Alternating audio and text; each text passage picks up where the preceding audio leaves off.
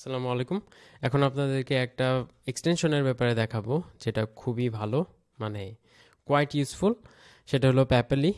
সেটা দিয়ে আপনি নিউ ট্যাবে বুকমার্কস বারটা এরকম করতে পারবেন।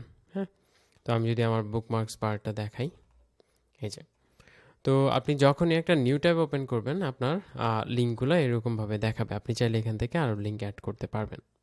তো এখানে আমি আমার প্রোয়ের ক্লাসরুমগুলো অ্যাড করে রাখছি, ইউটিউব ভিডিও যেগুলো আমি দেখতে চাই ওগুলো অ্যাড করে রাখছি। এছাড়া আমার কিছু কুইক লিঙ্কস অ্যাড করে রাখছি, আপনারা চাইলে আরও অ্যাড করতে পারেন। হ্যাঁ, ইটস আপ টু ইউ।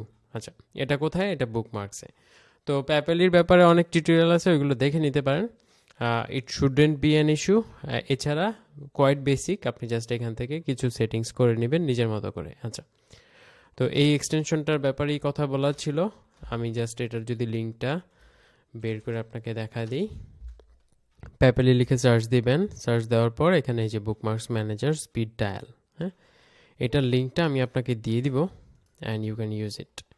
এছাড়া এটার সাথে রিলেটেড আরও কিছু আছে, আপনারা এক্সপ্লোর করতে পারেন, কিন্তু এটা কোয়াইট ইউজফুল। দেখলাম যে অনেকেই ইউজ করে, তো আপনি চাইলে প্যাপেলি ইউজ করতে পারেন, বাকিগুলো চাইলে এক্সপ্লোর করে দেখতে পারেন। এটার লিঙ্ক আমি দিয়ে দিব। হ্যাঁ, সো এতটুকু ছিল শেয়ার করার। এটা হলো আমার মাইকে করা ফার্স্ট ভিডিও, যেটা ইউটিউবে যাচ্ছে।